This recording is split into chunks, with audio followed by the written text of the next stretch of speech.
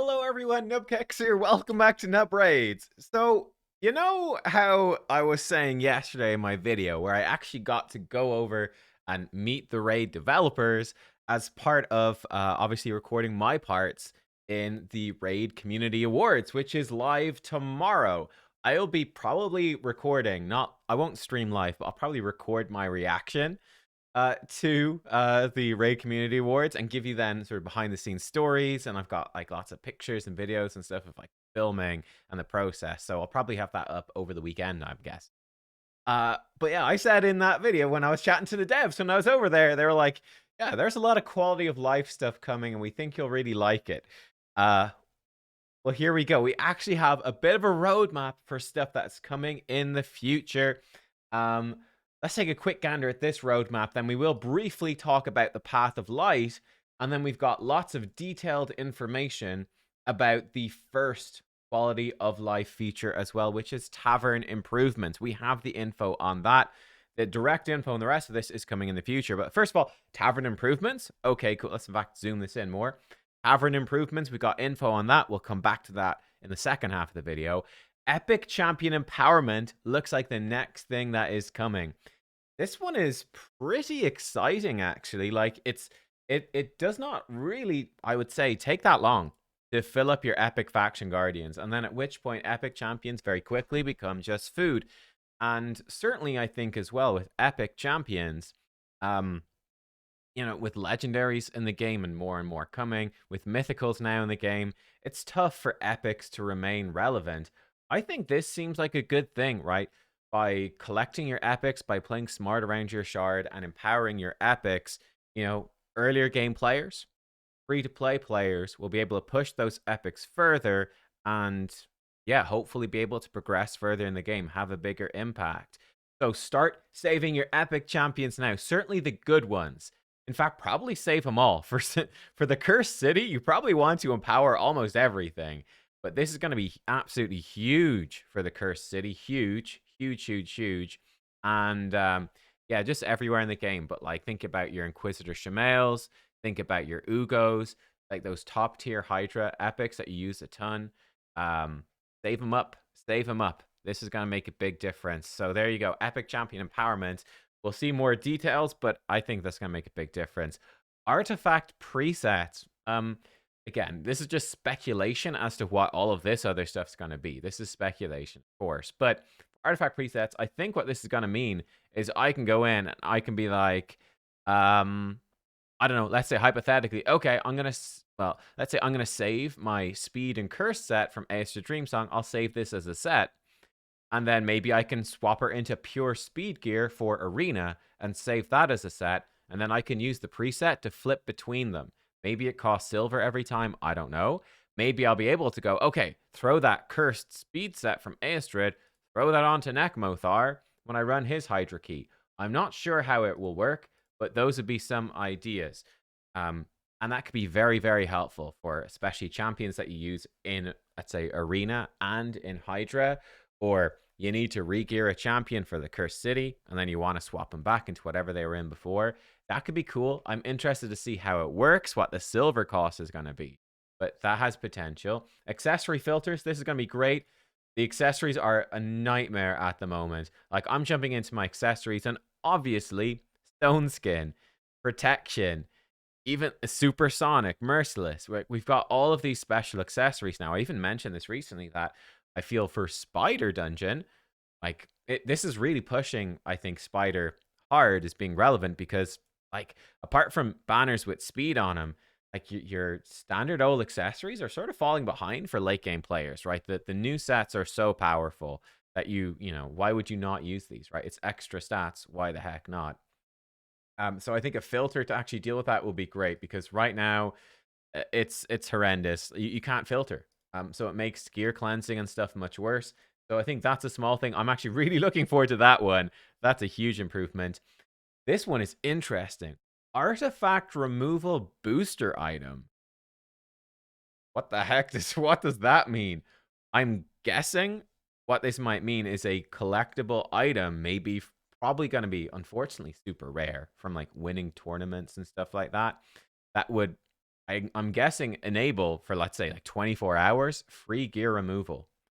I think that's interesting. I mean, I will be honest, my preference would be screw it. It's just free gear removal all the time.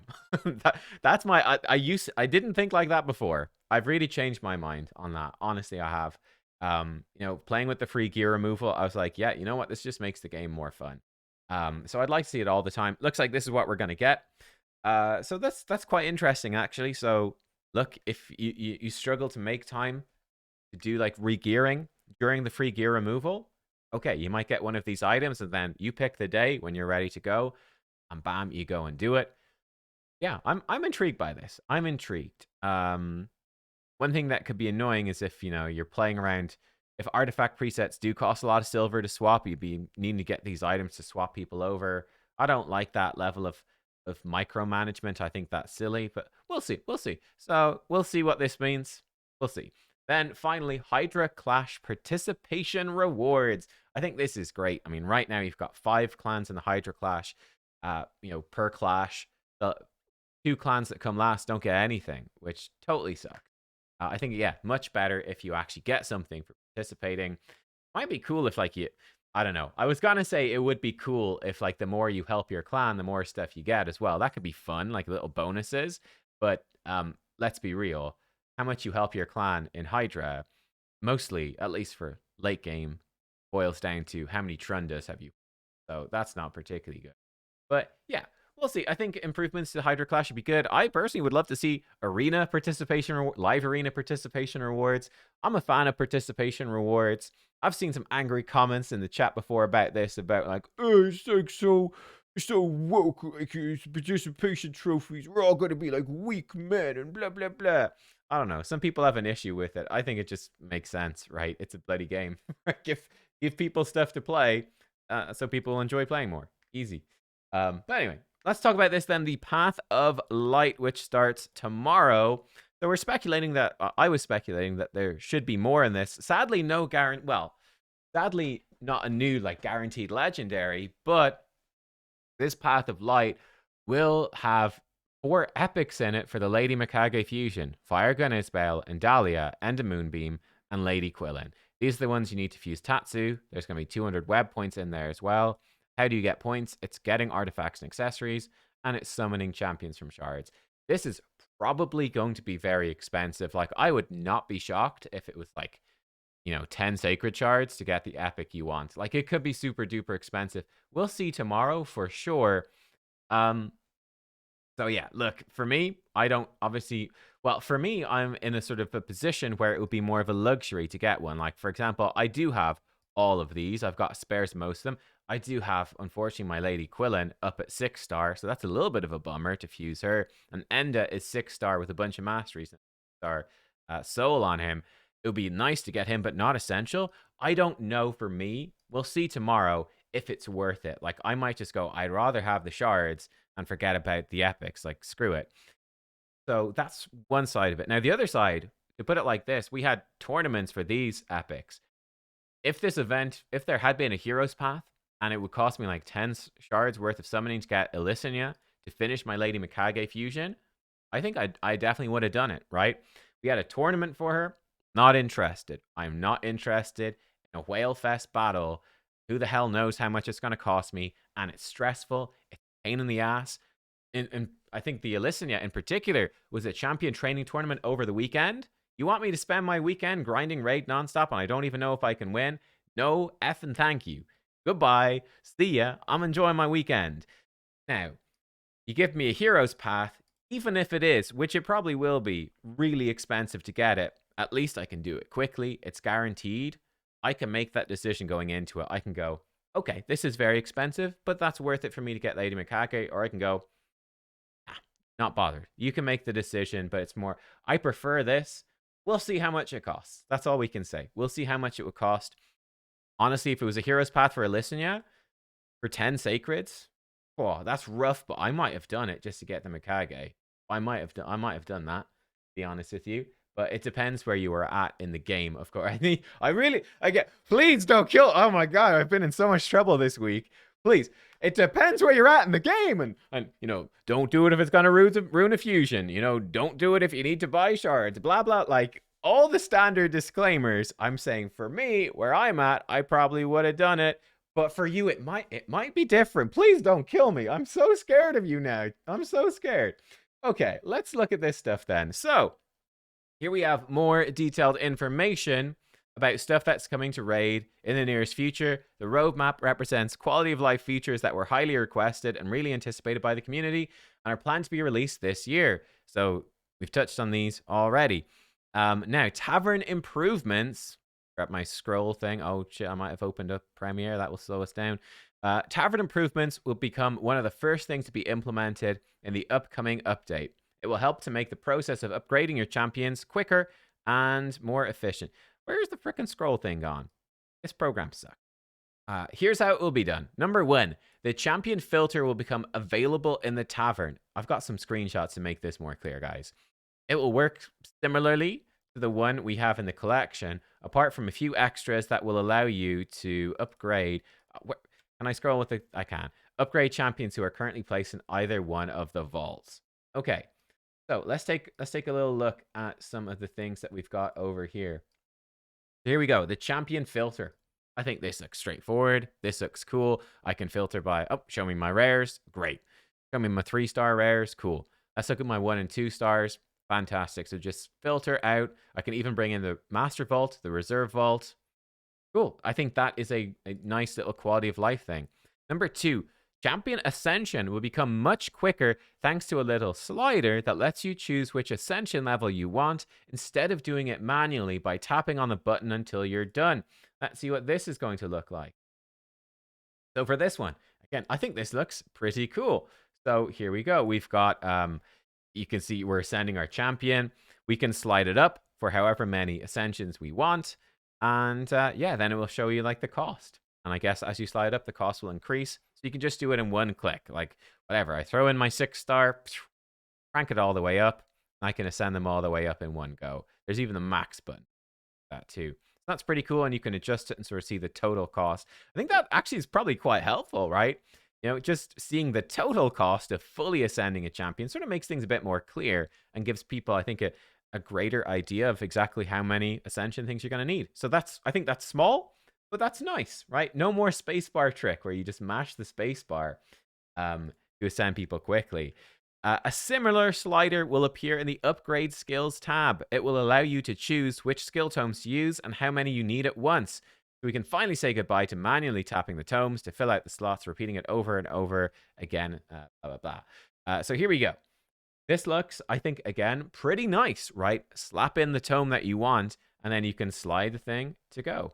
Obviously, for champions, let's say more so legendaries, where you're really limited on resources, you might be like, I only really want to book one of their skills. So you just have to, put the tomes in still, I would say, one by one. And great, you book the skill you wanted, you could leave it at that and move on. For champions who are looking to max out, this will make things much quicker. And yeah, it just saves you a few clicks. Again, this is a small thing, but a nice thing. Small thing, but a nice thing.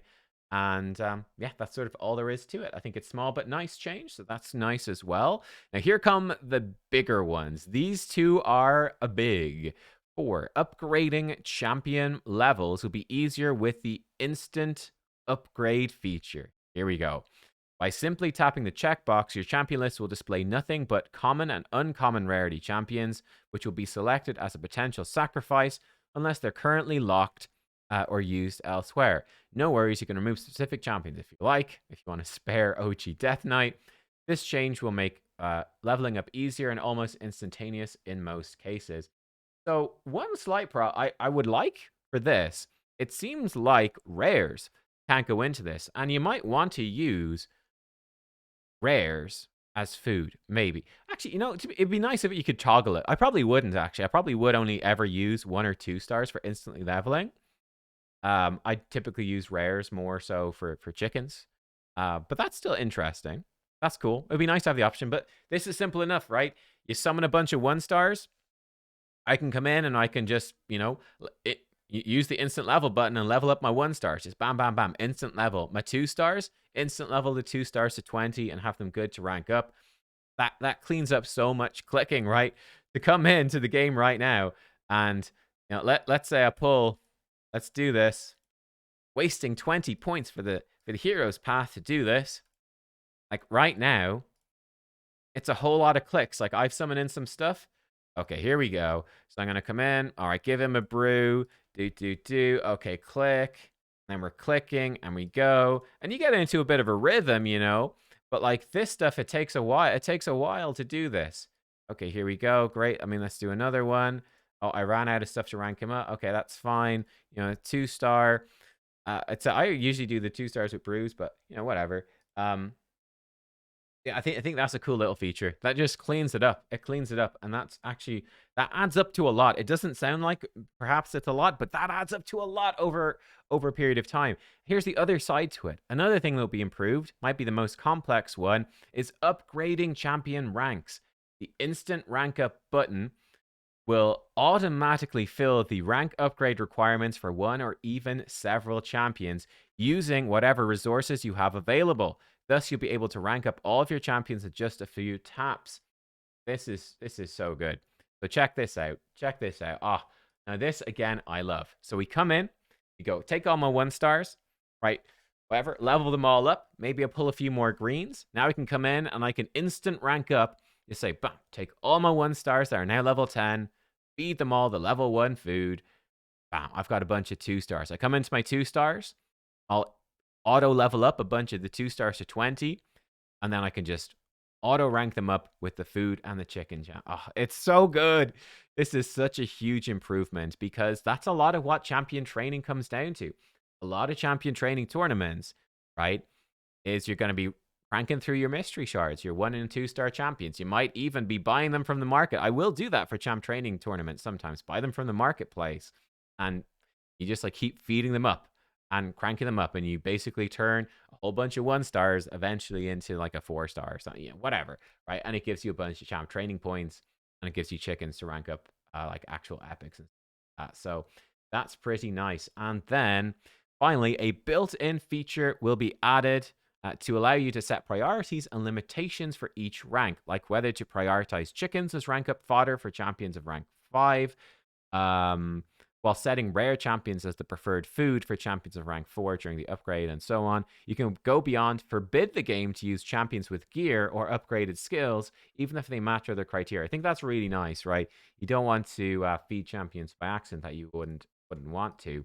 This is what this looks like. You can filter it for, again, this is for our auto rank up screen. You can set the filter, and we can say, okay, like don't sacrifice champs with gear, don't sacrifice ones with upgraded skills, don't sacrifice ascended ones or champions with tags. That's really good. Like often what I'll do, like when I get a new epic or someone I want to keep, I usually slap an ascension on them, like 1 or 2 levels of ascension. I'm like, yeah, I'll come back to them later. So that's good. I can have it so, okay, great, they're ascended. It will never try to automatically feed them. It's interesting as well. You can set priorities for affinity and rarity. So I can be like, all right, use up chickens first, then let's use up like commons, then uncommons, then let's say hypothetically rares, etc. This is 2-star upgrading, so rares, epics, and that you can't obviously, it won't use those for upgrading 2-stars. Doesn't make sense. And you can set affinity priorities as well, which is kind of interesting. So if you're running low on brews, you might be like, all right, just eat all my force champ. I've got no force brews. Eat all of those. Just eat all the force champions first. I can't level them up with brews anyway. Don't want them. Get rid of them. But yeah, I would say like voids as lowest priority is a pretty good idea because you don't use void brews that often. So yeah, whenever I get void champions, those are usually the ones like void rares. Those are usually the ones I want to take up to 4 or 5-star chickens because I can burst them up quickly with brews, and I'm not really gonna run out too much. Little tricks like that, but I think this is cool. This is pretty nice. But yeah, there you go. The quality of life stuff I think that's everything. These changes make stuff smoother using the tavern. We'll be sharing more info about other improvements in the roadmap once time comes. Great. So I honestly think that looks fantastic. It looks really good. Just really removing a lot of the grind and the tedium, especially with the 1 and the 2 stars. Thank you. That is fantastic. Much smoother to do your champion training and all of that. Much more automated. Just please, Raid, don't increase the requirements for champion training tournaments and events. That's the main thing. Don't be like, we've made it easier. Let's make the game harder. No, don't do it. Don't do it. Please. That would ruin it. Don't do it. But no, it's a genuinely really, really good change. And I'm excited for the rest of this stuff. I am. Like, I didn't expect they would do champion epic empowerment, but they are. And I think that's a good thing. So there we go. Let me know what you think about all of these changes, everyone. I am curious to see, are there any like quality of life things in the tavern that you think still need to come? Like, what else would happen? Like, maybe one thing I'd like would be to have like a partial level. I don't know if you can do that, but to be like, okay, take my 3 stars up to like, take my 4 stars up to like level 21 or level 14 or something efficient for champion training points. Take my 3 stars up to level 15 and then feed them. That would be nice, but I don't know if it will let you do that. But that would be, again, another small thing they could add in at some point, which would be cool. We'll see. We'll see. Thanks for watching. See y'all next time, guys.